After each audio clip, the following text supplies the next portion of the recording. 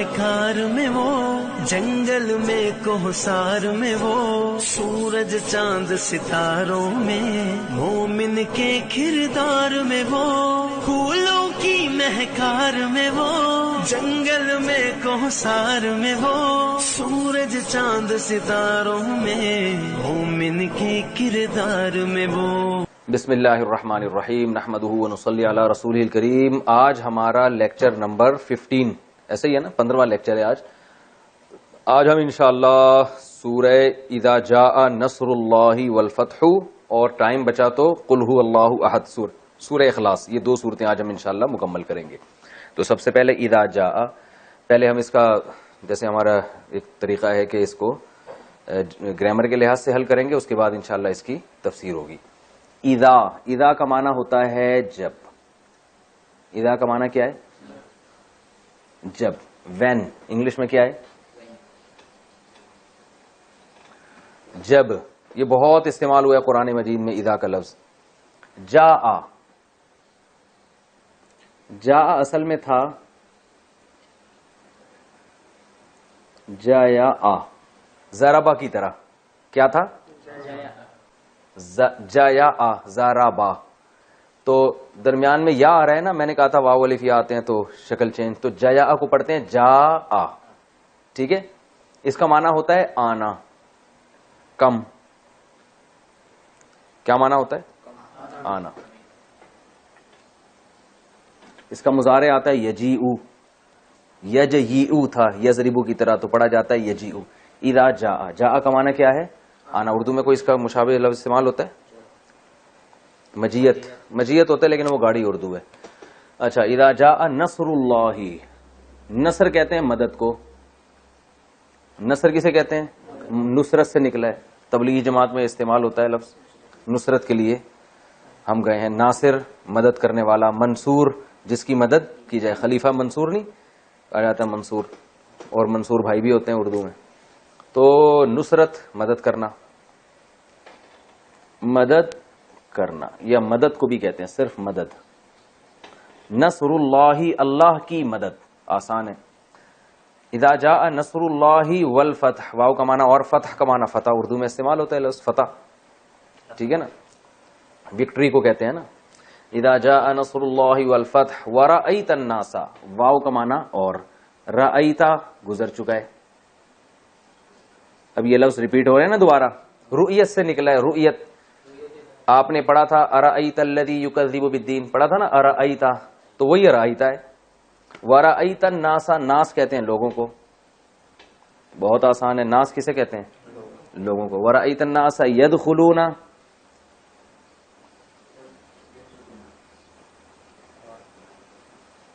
ینصرون کی طرح، بہت آسان، مسئلہ ہی کوئی نہیں۔ داخلے سے، بھائی ہمارے بچے کا بھی داخلہ کروا دیں، انٹری کروا دیں، تو انٹری کو کیا کہتے ہیں؟ داخل، دخول۔ یدخلون ینصرون کی طرح، تو یدخل، یضربو یضربانی یضربونا، ٹھیک ہے نا، تو یدخلو یدخلانی یدخلونا، داخل ہوتے ہیں وہ۔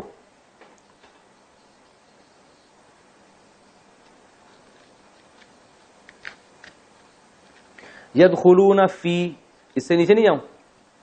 یہ ٹھیک ہے، یہ نظر آ رہا ہے؟ چلو، یدخلون فی کا معنی کیا ہے؟ میں، جیسے میں نے کہا تھا نا 100%، 100 میں 100، ٹھیک ہے نا۔ فی سبیل اللہ کہتے ہیں نا، بھائی فی سبیل اللہ یہ کام کرو، یعنی اللہ کے راستے میں یہ کام کر لو، فی سبیل اللہ۔ یدخلون فی دین اللہ، آسان ہے، اللہ کے دین میں۔ افواجا، افواجا، افواج جو ہے نا جمع ہے فوج کی جمع، فوج کی جمع کیا ہے؟ افواج، افواج پاکستان، ٹھیک ہے نا۔ تو فوج کہتے ہیں لشکر کو، تو کئی لشکر کو کیا کہیں گے؟ افواج، تو افواج کئی لشکروں کو کہیں گے۔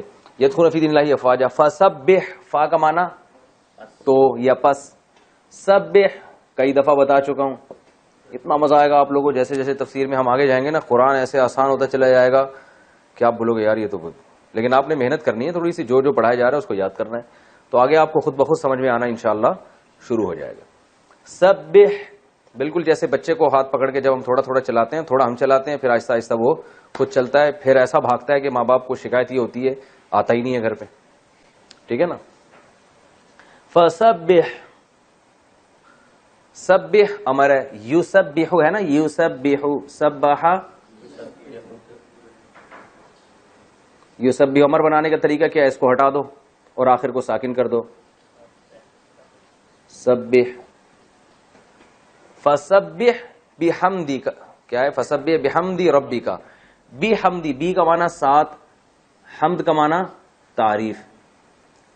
بحمدی, ہم تعریف کو کہتے ہیں. بھائی حمد و نعت کا پروگرام ہوتا ہے نا, آج حمد و نعت کا پروگرام ہے. حمد اللہ کی تعریف اور نعت رسول اللہ صلی اللہ علیہ وسلم کی تعریف کو کہا جاتا ہے بحمدی. فسبح بحمدی ربی کا, اپنے رب کی حمد کے ساتھ تسبیح بیان کریں آپ. ٹھیک ہے نا.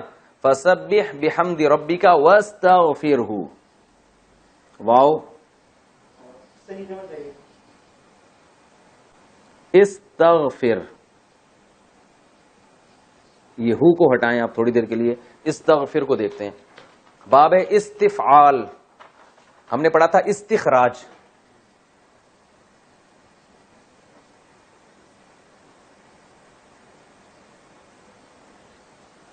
استخراج باب استفعال ہے نا. ماضی کیا آتا تھا استخرجا, مضارع یستخرجو, تو استغفار, استغفار مغفرت طلب کرنا, اردو میں استعمال ہوتا ہے استغفار, مغفرت طلب کرنا, معافی طلب کرنا. تو یہ استغفرا,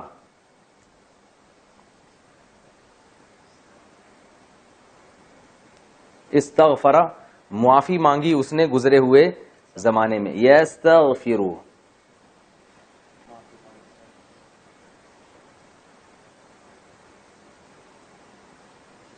معافی مانگتا ہے یا مانگے گا وہ ایک مرد. یضربو کی طرح ہے نا, یستغفرو, یستغفرانی, یستغفرون. یستغفرو معافی مانگتا ہے وہ. امر بنانے کا طریقہ کیا ہے, اس کو اڑایا, سب سے پہلے یا کو اڑایا تو کیا بن گیا,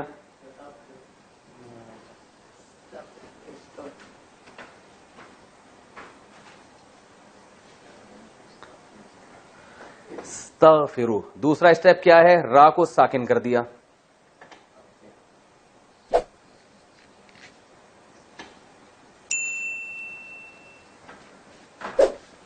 وہ جو اسٹیپ آپ نے اپنی ڈائری میں لکھے ہیں نا, اپنی ہیڈنگ خوبصورت مبارک ہاتھوں سے جو آپ نے لکھی ہوگی ہیڈنگ, اور اس میں آپ نے امر بنانے کا طریقہ جو میں نے بتایا تھا اخپل طریقے سے آپ نے اس میں لکھا ہوگا, تو وہ جگہ دیکھ لیں.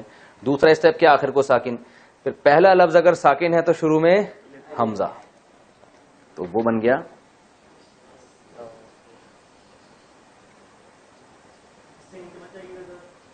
استغفر. استغفار کر تو ایک مرد, خطاب ہو رہا ہے, تو نبی صلی اللہ علیہ وسلم کو خطاب ہو رہا ہے. استغفر ہو کا معنی اس سے مراد اللہ تعالی. فسبح بحمد ربک واستغفر, جب وقف کرتے ہیں تو واستغفر یوں پڑھ لیتے ہیں. انہ کان توابا. کہاں زیر لگے گا, ادھر, ادھر یا تو زیر لگتا ہے یا پیش لگتا ہے. ٹھیک ہے نا, تو زیر لگتا ہے, عام طور پر زیر لگتا ہے. عنصر میں پیش لگتا ہے بس, کیونکہ وہ صاد پہ پیش آ رہا ہے. ہاں, وس یا باب افعال ہوگا تو پیش زبر لگتا ہے اس میں, وہ بتا دیا تھا میں نے. واستغفرہ انہ, انہ کا معنی بے شک, ہو کا معنی بے شک وہ. کانا, کانا کو سمجھیں, یہ بہت استعمال ہوا ہے. کانا یکونو, قرآن میں یکن, کانا یکونو بہت استعمال ہوا. کانا کا معنی ہے, کانا کا کیا معنی ہے, اصل میں تھا کاوانا. اصل میں کیا تھا, کاوانا. ہوا وہ ایک گزرے ہوئے زمانے میں. کیا ہوا یہ آگے بتایا جائے گا, کیا ہوا تھا, کیسے مر گیا بھائی, یہ کہتے ہیں نا کیا ہوا تھا. اب یہ نہیں کہ آپ خود بخود عربی میں فنٹر بن کے عرب سے پوچھیں ماں کانا تو یہ نہیں بنے گا. تو ہم تو آپ کو لغت میں اتنی مہارت تھوڑی دلا رہے ہیں, ہم تو صرف قرآن سمجھانے کے لیے. تو ان فارمولوں کو آپ خود سے فٹ کر کے عربی بولنا نہ شروع کر دیں, کیونکہ پھر آپ پٹیں گے تو پھر آپ بلا وجہ ہمیں پکڑیں گے. مفتی صاحب نے ہمیں بھی بتایا تھا. وہی ہے نا کہ وہ واٹ از. کسی نے کہا ایک آدمی ہوٹل پہ کیا کہہ رہے واٹ از, کیا کیا ہے یہاں پہ, کھانے والے سے پوچھ رہے ہیں واٹ از. تو یہ والی عربی نہ کہیں بولنا شروع کر دیں. لیکن بہرحال کانا کا مطلب کیا ہوتا ہے, ہوا. یہ ماضی ہے, کوانا ضربا کی طرح, اور مضارع استعمال ہوتا ہے یکونو. اصل میں تھا یکونو, ینصرو کی طرح, ہوتا ہے یا ہوگا. تو یکونو کو پڑھتے ہیں یکونو, جیسے یقولو کو یقولو, تو یکونو کو یکونو ہے. ہاں, جیسے قوالا کو قالا پڑھتے ہیں تو قوانا کو کانا پڑھتے ہیں. اچھا بھائی, انہو کانا, کانا کا معنی ہے وہ, کیا ہے آگے آ رہا ہوتا ہے اس کا تذکرہ, کیا ہے وہ. جیسے از ایسے ہی تھوڑی استعمال ہوتا ہے, وہ کچھ نہ کچھ تو لگے گا نا. ہی از بیچلر, یا ہی از مین, یا ہی از شی از ویمن, کچھ تو لگتا ہے نا. تو یہ خود سے نہیں ہوتا کچھ, اس کے آگے یہ ہوتا ہے کہ وہ کیا ہے, اس بندے کا تذکرہ ہوتا ہے, اور وہ جو چیز ہے وہ اس کا تذکرہ ہوتا ہے. تو انہو بے شک وہ اللہ, کانا ہے, توابا, تواب توبہ سے نکلا ہے. یہ تواب کس سے نکلا ہے, توبہ سے. تو توبہ کا اس میں فاعل آئے گا تائب, قاتل کی طرح, توبہ کرنے والا. تواب اس کا صیغہ مبالغہ ہے. فعال کا جو وزن ہے نا, یہ بھی مبالغہ کے طور پر استعمال ہوتا ہے. جیسے میں نے بتایا تھا نا, غفار, ستار, وہاب بہت زیادہ عطا کرنے والا, ستار بہت زیادہ پردہ ڈالنے والا, غفار بہت زیادہ معاف کرنے والا, منان بہت زیادہ احسان کرنے والا. تو تواب بہت زیادہ توبہ کرنے والا. اب یہ جو توبہ کا لفظ ہے, جب اس کی نسبت انسان کی طرف ہوتی ہے تو اس کا مطلب ہوتا ہے بہت توبہ کرنے والا, اور جب اللہ کی طرف ہوتی ہے تو اس کا مطلب ہوتا ہے بہت زیادہ توبہ قبول کرنے والا. سمجھ میں آ رہی ہے بات؟ تو تواب توبہ بہت زیادہ قبول کرنے والا. اب لوگ پریشان ہوں گے, تواب ہونا چاہیے, توابا کیوں ہے؟ تو یہ گرامر کی پیچیدگی ہے, اس میں جائیں گے تو بلا وجہ پریشان ہوں گے, تو اس میں جانے کی ضرورت نہیں ہے. انہو کا جو خبر ہے نا وہ منسوب ہوتی ہے انہ کی, انہو سوری کانا کی خبر ہے. اب کانا کی خبر میں پھر پریشان ہوں گے. بس تواب توابا ایک ہی مطلب ہے, انہو کانا توابا. سورت کمپلیٹ ہو گئی.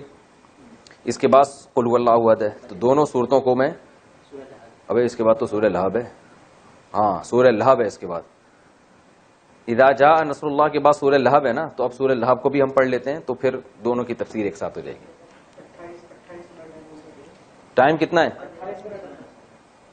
28 منٹ ہو گئے, ابھی تو بہت ٹائم ہے. سورہ اخلاص نہیں ہے, سورہ لہب ہے. تبت یدا ابی لہب وتب. تبت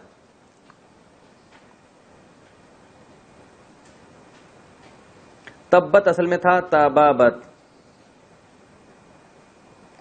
تبابت, تبابا ضربا کی طرح, تبابا تبابا تبابو, تبابت تبابتا تبابنا. تو تبابت ٹھیک ہے نا, چھینکیں آ رہی ہیں. تبابت اس کا معنی ہے ہلاک ہونا. تو اس کا معنی کیا ہوگا؟ ہلاک ہونا. تو تبابت کا معنی ہو ہلاک ہوئی وہ ایک عورت. تو وہ ایک عورت سے مراد اصل میں ید, آگے ید, ہاتھ ٹوٹ گئے, ہاتھ ہلاک ہو گئے یا ہاتھ ٹوٹ گئے. تو ہاتھ بھی عربی میں مؤنث ہے, تو اس لیے اس کے لیے مؤنث کا صیغہ ہے. میں نے بتایا تھا نا, چیزیں بھی مذکر مؤنث ہوتی ہیں. جیسے ہم کہتے ہیں کتاب رکھی ہوئی ہے, پین رکھا ہوا ہے, حالانکہ پین کو مذکر بنا دیا, کتاب کو مؤنث. تو کوئی اس کی وجہ نہیں ہمارے, لیکن زبان میں ایسا ہوتا ہے. تو عربی میں بھی ایسا ہی ہوتا ہے. کچھ الفاظ ہیں جن کے لیے مؤنث کے صیغے, کچھ کے لیے مذکر کے. تو تبابت دو حرف ایک جیسے آ گئے, تو میں نے کہا تھا جہاں دو حرف ایک جیسے آتے ہیں کچھ نہ کچھ گڑبڑ ہو جاتی ہے. تو تبابت کو بنا دیا تبت. کیا بن گیا؟ تبت. یدا, ید جو ہے نا, ید ہاتھ کو کہتے ہیں, ہینڈ. صحیح ہے نا, اردو میں استعمال ہوتا ہے یہ ید بیضا اور ید طولا, کچھ اس طرح کی بڑی اردو میں استعمال ہوتا ہے ید. اس کی دو ید جب ہوں گے تو یدانی, دونوں ید کو کیا بولتے ہیں؟ یدانی. تبت یدا ابی لہب. ابی لہب ابو لہب. ابو لہب وہ جو مشہور اسلام کا دشمن تھا. تو ابو لہب کو ابی لہب پڑھا ہے. وہ کیوں پڑھا ہے اس کو چھوڑیں. تو جب عربی میں کاکی کے کا معنی آتا ہے نا یدانی سے ابو لہب کے دونوں ہاتھ, تو یہ والا نون غائب ہو جاتا ہے. ٹھیک ہے نا, یہ نون کیا ہو جاتا ہے, غائب ہو جاتا ہے. یدانی ابی لہب کو پڑھیں گے یدا ابی لہب, تو ابو لہب کے دونوں ہاتھ. تو یدانی ابو لہب, کاکی کے کا معنی آ رہا ہے نا, تو یہ والا نون گر جاتا ہے. یدا ابی لہب. تبت یدا ابی لہب, ٹوٹ گئے ہاتھ ابو لہب کے. تبت یدا ابی لہب و تب, و تبا, یہ اصل میں تھا تابابا. تابابا ضربا کی طرح. تبت یدا ابی لہب و تبا, تابابا ضربا کی طرح. اس کو تابابا کو پڑھتے کیا ہیں, تبا, اور حالت وقت میں تب. ٹھیک ہے نا, اس طرح پڑھتے. میں ترجمے میں بتاؤں گا کیا مطلب ہے. ابھی تو آپ حیران ہو گے کیا مطلب ہے اس کا. اس کے ہاتھ ٹوٹ گئے و تبا, اور وہ خود بھی ٹوٹ گیا. تبا یعنی ضربا, وہ خود ابو لہب کیا ہو گیا, برباد ہو گیا. تبت یدا ابی لہب و تب. ما اغنا, ماں کا معنی نہیں بھی ہوتا ہے. میں نے بتایا تھا نا ماں کے بہت سارے معنی آتے ہیں, تو میں مختلف جگہوں پہ ماں کا معنی کیا ہوتا ہے, نہیں بھی. جیسے ضربا, اس نے مارا. ما ضربا, جو سعودی عرب گئے وہ کہتے ہیں, وہ اکثر معافی, کچھ معافی مشکل ایسے کہتے ہیں نا, معافی مشکل, کوئی مشکل نہیں ہے. تو ماں کا معنی کہ نہیں بھی ہوتا ہے. تبت یدا ابی لہب و تب ما اغنا. اغنا اصل میں تھا اغنایا, اکرما, غنا سے ہے, غنی کرنا. جیسے اکرام تھا, اکرام کرنا, اور اغنا غنی کرنا. ٹھیک ہے نا. تو اکرما اس نے اکرام کیا, اغنایا اس نے غنی کر دیا, بے پرواہ کر دیا. غنی مالدار آدمی کو کہتے ہیں نا, بے پرواہ ہوتا ہے نا, اس کو ضرورت نہیں ہوتی ہے, سب کچھ اس کے پاس ہوتا ہے, اسے کسی کی پرواہ نہیں ہوتی. تو ما اغنا,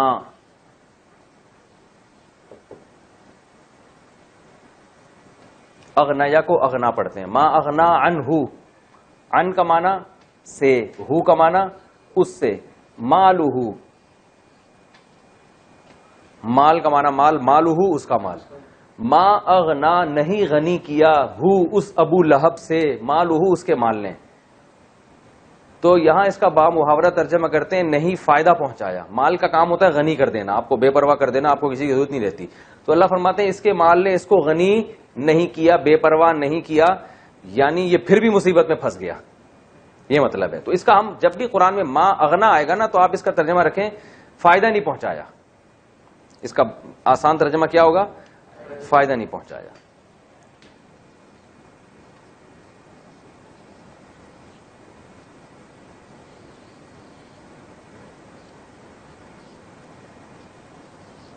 اسے اس کے مال نے, مالہ جو ہے نا اغنا کا سبجیکٹ ہے. ما اغنا عنہ مالہ و ما, واو کا معنی اور, ما کا معنی وہ چیز. دیکھیں یہاں ما کا معنی نہیں ہے, یہاں کا ما کا معنی الذی ہے. نہیں فائدہ پہنچایا اس ابو لہب کو اس کے مال نے, و ما اور اس چیز نے بھی, کسبا ضربا کی طرح, جو اس نے کمائی.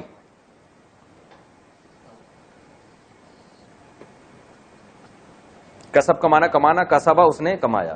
نہیں فائدہ پہنچایا اس ابو لہب کے مال نے, ہو اس ابو لہب کو, وما اور اس چیز نے بھی فائدہ نہیں پہنچایا, کسبا جو ابو لہب نے کمایا. تو ما کمانا الذی کے معنی میں, الذی کسب وہ چیز جو اس نے کمائی.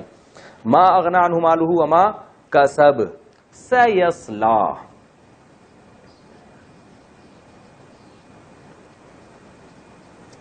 سیصلا اصل میں تھا یسلیو,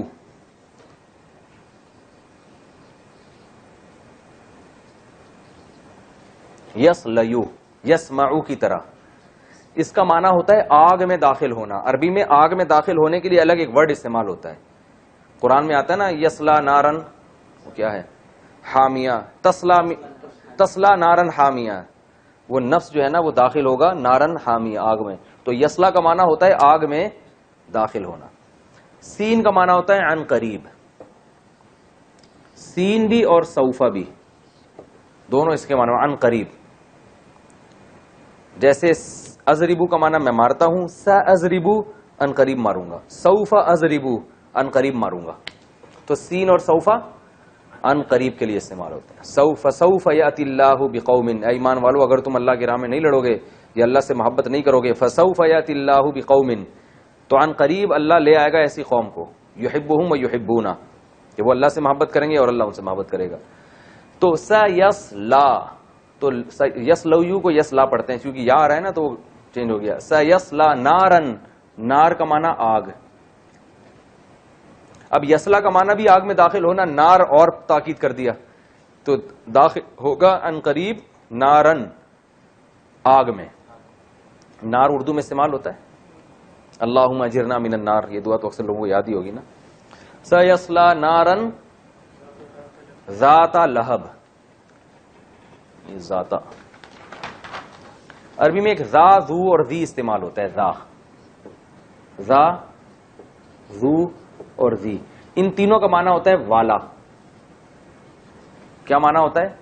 والا. جیسے ذو مال، کہتے ہیں ذو معنی الفاظ استعمال کر رہے ہو، یعنی کئی معنی والے الفاظ استعمال کر رہے ہو. ٹھیک ہے نا. ذو نورین حضرت عثمان کو کہا جاتا ہے، دو نور والے.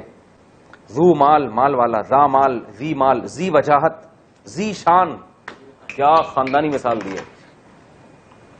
پین کا ڈھکن نیچے گر گیا، اس نے کہا اس کو اتنا جوش آیا، اس نے کہا بڑی. ذی شان نام ہوتا ہے نا انسانوں کا،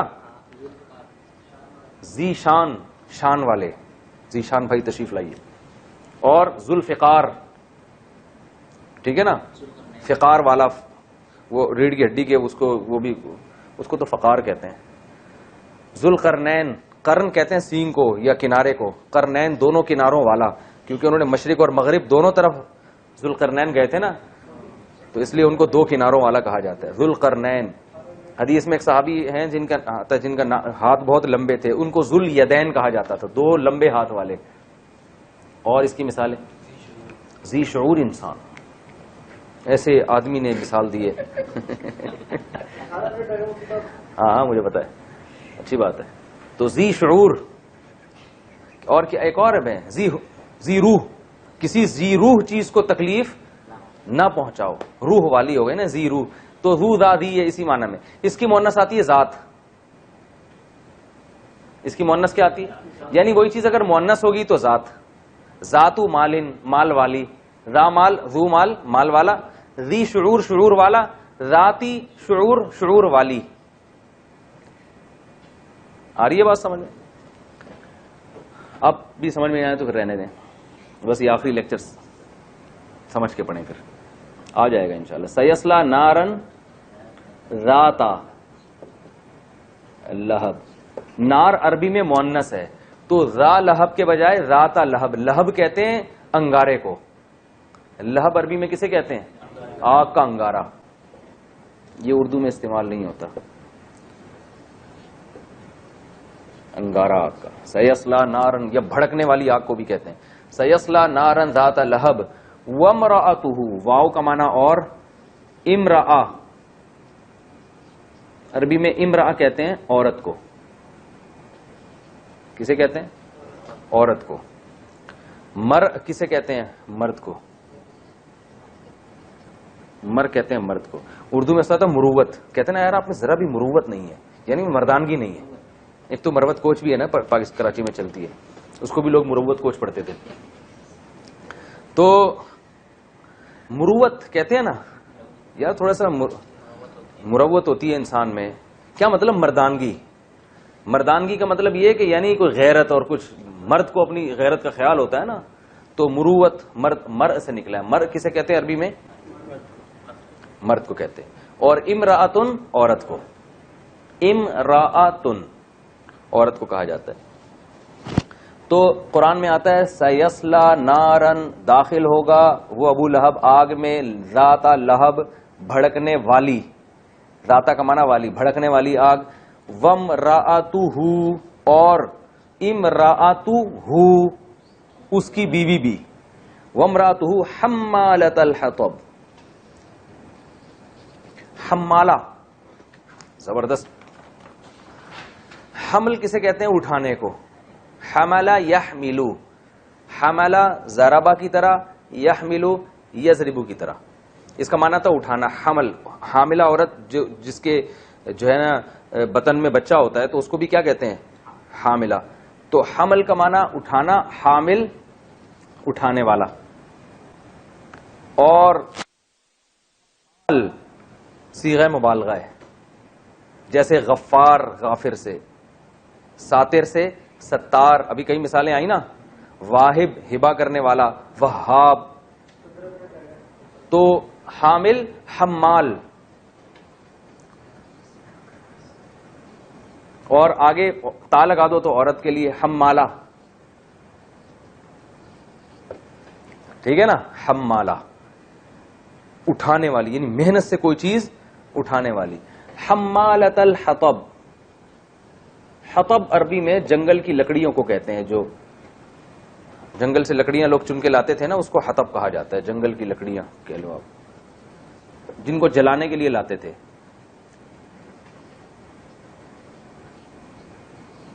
جو ٹھرکی ہے اس کو لڑکیاں پڑھیں گے. جنگل کی لکڑیاں, صحیح ہے. وہ بھوکے سے کسی نے پوچھا نا 2 اور 2 کتنے ہوتے ہیں, تو کہہ رہے 4 روٹیاں. تو جنگل کی لکڑیاں. تو حمالۃ الحطب, ہمارے ایک دوست تھے, وہ مجھے وہ واقعہ یاد آیا ایگزامینیشن ہال میں نا, جب ہم مدرسے میں جب بیٹھے ہوئے تھے تو انہوں نے پیپر حل کیا. پیپر میں پتہ نہیں ایک عجیب سا لفظ انہوں نے لکھا ہوا ہے. لفظ کچھ اور تھا مگر وہ بنا, انہوں نے کوئی عجیب سی چیز بنا دی تھی. میں ابھی وہ نام نہیں لوں گا, تھوڑا سا مناسب نہیں ہے. تو ہمارے استاد ان کو پکڑا, انہوں نے بولا کیا سوچ کے آپ نے یہ لکھا ہے یار. وہ ایسے ہی کوئی تھی, لکڑیوں کو لڑکیاں, بار بار جگہ جگہ لڑکیاں لکھا ہوا تھا. انہوں نے کہا کیا سوچ کے, کیا دماغ حاصل نہیں, کیا سوچ رہے تھے. ہمیں بڑی ہنسی آئی. وہ ان سے غلطی ہوئی تھی, لیکن تو وہ بعض غلطیاں ایسی ہوتی ہیں کہ آدمی کے یعنی اس کی سوچ کا پتہ بتا رہی ہوتی ہے. اچھا بھائی, حمالۃ الحطب. تو اب کیا؟ وامرأتہ, اور اس کی بیوی بھی. حمالۃ الحطب, لکڑیاں اٹھانے والی. حمالہ اٹھانے والی, کس کو؟ الحطب. وامرأتہ حمالۃ الحطب. فی جیدہا, فی کا معنی میں, جید گردن کو کہتے ہیں عربی میں. جید کا معنی گردن. فی جیدہا حبلم, حبل عربی میں رسی کو کہتے ہیں. واعتصموا بحبل اللہ, ہے نا قرآن میں, اللہ کی رسی کو اعتصام, مضبوطی سے تھام. فی جیدہا حبلم من, من کا معنی سے مسد, مسد بٹی ہوئی. مسد بٹی ہوئی رسی اسے کہتے ہیں جو ایسے بنی ہوئی ہوتی ہے نا, ایسے جیسے جوڑا بنا کے اس طرح سے, اس طرح کی رسی. تو یہ تو ان دونوں صورتوں کا لفظی ترجمہ ہو گیا. تبت یدا ابی لہب, ابو لہب کے ہاتھ. اچھا یہاں ایک ذہن میں رکھیں, عربی میں جو فعل ماضی ہے نا وہ دعا کے معنی میں بھی استعمال ہوتا ہے. جیسے رحیمہ, اس نے رحم کیا. رحمہ اللہ, اللہ نے اس پر رحم کیا. لیکن ساتھ ساتھ اس کا ایک معنی یہ بھی ہے اللہ اس پر رحم کرے. جب کوئی مر جاتا ہم کہتے ہیں رحمہ اللہ, اللہ ان پر رحم کرے. تو یہ دعا اور بد دعا دونوں معنی میں بھی استعمال ہوتا ہے. جیسے اب کیا ہے, تبت یدا ابی لہب, ابو لہب کے ہاتھ. اس کا اصل ترجمہ تو ہوگا ابو لہب کے ہاتھ ٹوٹ گئے, لیکن یہ مطلب نہیں ہے اس کا. اس کا مطلب ہے اللہ تعالیٰ کہہ رہے ہیں ابو لہب کے ہاتھ ٹوٹ جائیں. گویا اللہ اپنی تمنا کا اظہار کر رہے ہیں, اور ظاہر ہے جب اللہ کوئی ارادہ کر لے تو پھر وہ تو پورا ہو کے رہتا ہے. تو تبت یدا ابی لہب, ابو لہب کے ہاتھ ٹوٹ جائیں. با تب, اور ابو لہب بھی ہلاک ہو جائے. ایک ترجمہ اس کا یہ. دوسرا ترجمہ اس کا یہ کہ ایسا ہو گیا. دونوں مطلب ہیں اس کے. ٹوٹ گئے ہاتھ ابو لہب کے، و تبا، اور وہ خود بھی ہلاک ہو گیا. ٹھیک ہے نا. تو دونوں مطلب جب بھی ماضی کا صیغہ آتا ہے نا تو دونوں مفہوم سے نکلتے ہیں. اب ہم اس کی جو ہے نا سورہ نصر اور سورہ لہب کی تفسیر مختصر تفسیر ہے. بہت زیادہ ڈیٹیل میں نہیں جا رہا کیونکہ ہم نے پورا 30واں پارہ مکمل کرنا ہے. پھر رمضان کے بعد انشاءاللہ ہم پورا قرآن کمپلیٹ کریں گے. تو آپ کو قرآن کی زبان میں سمجھ میں آ جائے اتنا کافی ہے. پھر تفسیریں تو بڑی لمبی لمبی، ایک ایک سورت پہ 1.5 گھنٹے بھی بیان ہو سکتا ہے. اب ہم انشاءاللہ ان دونوں سورتوں کی مختصر تفسیر پڑھیں گے. پہلی سورت ہے اذا جاء نصر اللہ والفتح. اذا کا معنی جب، جاء کا معنی آئے، نصر اللہ اللہ کی مدد اور فتح. اس کا شان نزول ہے رسول اللہ صلی اللہ علیہ وسلم نے 8 ہجری میں مکہ فتح کیا. تو جمہور مفسرین اس طرف گئے ہیں کہ مکہ فتح ہونے سے پہلے نازل ہوئی ہے. اگرچہ بعض اس کی طرف بھی گئے کہ مکہ فتح ہونے کے بعد یہ صورت نازل ہوئی، لیکن جو راجح قول ہے وہ یہ کہ مکہ فتح ہونے سے پہلے یہ صورت نازل ہوئی. اور اللہ نے فرمایا اذا جاء، جب آ جائے، نصر اللہ اللہ کی مدد، والفتح اور فتح، یعنی مکہ جب فتح ہو جائے اور اسلام کو شان و شوکت اور قوت مل جائے. یہ جاء جو ہے نا ماضی کا لفظ ہے، لیکن یہ جب کے ساتھ استعمال ہو تو پھر یہ فیوچر کے معنی میں چلا جاتا ہے. اردو میں بھی ایسے ہے، آپ کہتے ہیں نا جب وہ آیا تو میں بھی جاؤں گا. حالانکہ آیا تو پاسٹ ہے نا، لیکن جب ہم کہتے ہیں جب وہ آیا تو پھر میں یہ کام کروں گا، تو یعنی اگر وہ آ گیا تو ہوگا، نہیں تو نہیں ہوگا. تو اللہ فرماتے ہیں اذا جاء نصر اللہ والفتح، جب اللہ کی مدد اور فتح آ گئی، جو آپ صلی اللہ علیہ وسلم ساری زندگی محنت کرتے رہے، اب اس کا پھل کھانے کا وقت آیا ہے. اللہ کی مدد آ گئی اور اسلام کو غلبہ مل جائے گا. اذا جاء نصر اللہ والفتح ورأیت الناس، اور آپ دیکھ لیں لوگوں کو، یدخلون، کہ وہ داخل ہو رہے ہیں، فی دین اللہ اللہ کے دین میں، افواجا، فوج در فوج، لشکر کے لشکر. اب تک کیا ہو رہا تھا؟ بھی فلاں جگہ ایک آدمی مسلمان ہو گیا، فلاں جگہ ایک آدمی مسلمان ہو گیا. وہ بیچارہ جو مسلمان ہوتا تھا وہ بھی کمزوری کی حالت میں. تو اللہ فرماتے ہیں جب اللہ کی مدد آ جائے گی، یعنی مکہ فتح ہو جائے گا اور فتح بھی آ گئی، مدد بھی آ گئی، اور آپ دیکھ لیں لوگوں کو کہ وہ اللہ کے دین میں جوق در جوق داخل ہو رہے ہیں. وَيَدْخُلُونَ فِي دِينِ اللَّهِ أَفْوَاجًا وَرَأَيْتَ النَّاسَ يَدْخُلُونَ فِي دِينِ اللَّهِ أَفْوَاجًا فَسَبِّحْ بِحَمْدِ رَبِّكَ، تو آپ پاکی بیان کریں اپنے رب کی حمد کے ساتھ. پاکی بیان کرنے کا مطلب یہ بتائیں کہ اللہ ہر عیب سے پاک ہے، اور حمد کا مطلب تمام تعریفوں کے لائق ہے. کسی کی کامل تعریف جب کی جاتی ہے جب آپ اس کو بتائیں کہ کوئی برائی اس میں ہے نہیں اور ساری اچھائیاں اس میں ہیں. بعض لوگوں میں اچھائیاں بھی ہوتی ہیں، برائیاں بھی ہوتی ہیں، تو آپ کو اس میں یہی اچھائیاں ہیں، تو یہ بھی کامل تعریف نہیں ہے کہ ہو سکتا ہے یہ اچھائیاں ہیں تو ساتھ میں کچھ برائیاں بھی ہوں. آپ یہ کہیں کہ اس میں کوئی برائی نہیں ہے تو ہو سکتا ہے برائی نہ ہو لیکن اچھائیاں بھی نہ ہو.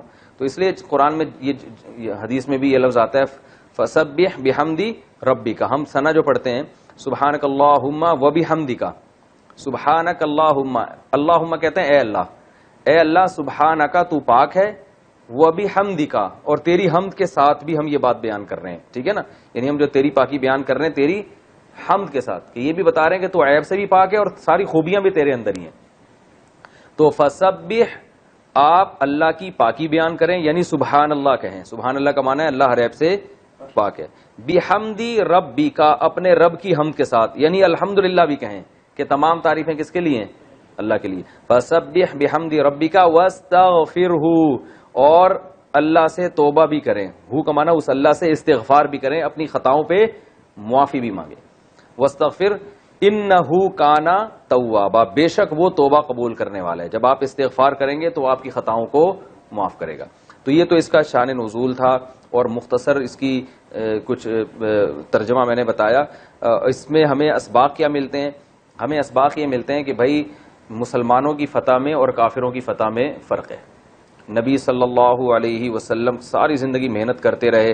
اب اللہ نے بتایا کہ فتح اور نصرت کا وقت آ چکا ہے. تو جیسے ہی فتح ہوگی تو ایک خوشخبری سنائی کہ اب 1-2 لوگ نہیں آئیں گے بلکہ ہزاروں کی تعداد میں لوگ اسلام، پورے قبیلے آ کے مسلمان ہو رہے تھے، پورے قبیلے. کیونکہ بہت سے لوگ انتظار میں تھے کہ اگر محمد صلی اللہ علیہ وسلم سچے نبی ہیں تو یہ کہتے ہیں میں آخری نبی ہوں، سچا نبی ہوں، تو اللہ ان کو یقیناً فتح دے گا، یہ غالب ہو جائیں گے. اگر یہ غالب ہو گئے تو اس کی علامت ہے سچے ہیں، نہیں ہوئے تو اس کی علامت ہے اللہ ان کے ساتھ نہیں ہے. تو بہت سے لوگ اس انتظار میں تھے. تو جیسے ہی نبی صلی اللہ علیہ وسلم کو مکہ فتح ہوا، اللہ نے بتا دیا کہ اب کیا ہوگا. وہ لوگ جو ابھی کنفیوژن میں تھے ان کو یقین ہو گیا بھائی یہ تو دین سچا ہے، تو دھڑا دھڑ پورے کے پورے قبیلے آ کے مسلمان ہو رہے ہیں. تو یہ بڑی خوشخبری تھی. تو ورأیت الناس یدخلون فی دین اللہ افواجا فسبح، تو اللہ نے پہلا نقطہ ہمیں ملتا ہے کہ جب یہ اتنی بڑی فتح ملے گی تو مسلمان کی خوشی میں اور غیر مسلم کی خوشی میں فرق ہوتا ہے. وہ اکڑتے ہیں، وہ تکبر کرتے ہیں، وہ کہتے ہیں ہم نے کیا، ہم یوں، جیسے ہوتا ہے ظالم لوگ جب کسی بستی پہ غالب آتے ہیں تو قتل و غارت کا میدان گرم کرتے ہیں، جشن مناتے ہیں.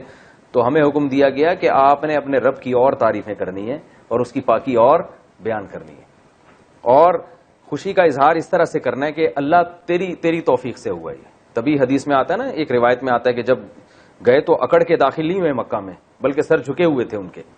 تو ایسے یہ تاریخ میں ایسی پہلی مثال ملتی ہے کہ آپ اتنے عرصے بعد کسی علاقے کو فتح کریں جس سے آپ کو نکالا گیا ہو، فاتح بن کے داخل ہو اور عاجزی کے ساتھ داخل ہو. فسبح بحمد ربک واستغفر، اور اپنی کوتاہیوں پہ معافی. نبی سے گناہ نہیں ہو سکتا، خلاف اولا کام ہو سکتا ہے کہ بھائی بہتر یہ تھا لیکن اس کے خلاف ہو گیا، تو گناہ نہیں ہو سکتا. تو نبی سے جو خلاف اولا کام بھی ہوتا ہے تو اللہ اس پہ بھی استغفار کا حکم دیتے ہیں کہ اگر اس دعوت کے مشن میں آپ سے کوئی کوتاہی ہو گئی ہو تو آپ کو چاہیے کہ آپ اللہ سے معافی مانگے. تو جب نبی کو حکم دیا جا رہا ہے تو ہم کس کھیت کی مولی ہیں؟ تو ہمیں بھی کوئی بھی اگر ہمیں کامیابی ملتی ہے نا تو کامیابی میں ہمیں اس سے سبق ملتا ہے بھائی اترانا نہیں ہے اور اللہ کی حمد و ثنا کرنی ہے اور اپنی کوتاہیوں پہ بھی نظر رکھنی ہے. اللہ ہم سے تو یہ تو تیری مدد ہے، ہم نے تو کام خراب کیا ہے. اپنے بارے میں یہ کہنا چاہیے. آج الٹا معاملہ ہو رہا ہے، کام کیا نہیں ہوتا اور اپنی طرف ہم نے کیا ہے، ٹھیک ہے نا، ہم نے کیا، یہ سب میری محنت کا نتیجہ ہے. تو ایک سبق تو ہمیں ملتا ہے. دوسرا سبق اس حدیث سے، اس سورت سے ہمیں یہ ملتا ہے جو عبداللہ بن عباس رضی اللہ تعالیٰ عنہ کا واقعہ. عبداللہ بن عباس حضرت عباس کے بیٹے تھے، 9 عمر تھے. حضرت عمر ان کو اپنی محفل میں بٹھایا کرتے تھے. تو بعض صحابہ کو اشکال ہوا کہ اتنے بڑے بڑے صحابہ بیٹھے ہیں اور آپ ایک نوجوان کو اپنی محفل میں بٹھاتے ہیں، کم عمر کو. حضرت عمر یہ نہیں بتانا چاہتے تھے ان کی علمی حیثیت بہت ہے. تو حضرت عمر نے ایک سوال پوچھا سب سے کہ بتاؤ اذا جاء نصر اللہ والفتح، یہ والی صورت میں ہمیں کیا پیغام مل رہا ہے؟ تو کسی نے کہا اس میں یہ پیغام مل رہا ہے کہ مکہ فتح ہو جائے گا، کسی نے کہا اس میں خوشخبری مل رہی ہے کہ لوگ فوج در فوج داخل ہونے والے ہیں، کسی نے کہا اس میں استغفار کی فضیلت ہے. عبداللہ بن عباس سے پوچھا، انہوں نے فرمایا کہ اس میں بتا دیا گیا کہ رسول اللہ صلی اللہ علیہ وسلم دنیا سے جانے والے ہیں. کیوں؟ نبی جو دنیا میں آئے تھے دین کو غالب کرنے کے لیے، تو اسی وجہ سے اللہ نے کہا دین جب غالب ہو جائے تو اے نبی اب آپ توبہ استغفار میں لگ جائیے، مشن آپ کا کیا ہو گیا؟ کمپلیٹ. تو انہوں نے کہا کہ اس سے، اور واقعی ایسا ہی ہوا تھا کہ اس صورت کے نازل ہونے کے کچھ ہی عرصے کے بعد آپ صلی اللہ علیہ وسلم کا انتقال ہو گیا. اور آپ نے بھی اس سے یہی سمجھا کہ جو ہے یہ اب میرے دنیا سے جانے کا وقت آ گیا، کیونکہ جو مشن آپ صلی اللہ علیہ وسلم کو دیا گیا تھا وہ مشن کمپلیٹ ہو گیا. تو اس کے بعد جو ہے نا 8 ہجری میں مکہ فتح ہوا، 10 ہجری میں آپ نے حج کیا ہے، حجۃ الوداع ہوا ہے، اور 11 ہجری میں آپ صلی اللہ علیہ وسلم کا، یعنی یہ جو حجۃ الوداع ہوا ہے نا یہ تو ذی الحجہ میں 9 تاریخ کو، اور اگلے ہی سال ربیع الاول میں آپ صلی اللہ علیہ وسلم کا انتقال ہو گیا. تو عبداللہ بن عباس نے اس وقت یہ سمجھ گئے تھے کہ اب نبی صلی اللہ علیہ وسلم دنیا سے جانے والے ہیں. تو یہ بھی ہمیں اس سے سبق ملتا ہے، ٹھیک ہے نا. تو اور اب جو ہے اگلی صورت ہے سورہ لہب. تو اب اس کے لیے ٹائم باقی نہیں بچا ہے، وہ انشاءاللہ پھر ہم کل اس کی تفسیر پہلے بیان ہوگی سورہ لہب کی، اور اس کے بعد پھر ہم اگلی سورہ سورہ اخلاص قل هو اللہ احد وہ پڑھیں گے انشاءاللہ. وما علینا الا البلاغ. پھولوں کی مہکار میں وہ، جنگل میں کوہسار میں وہ.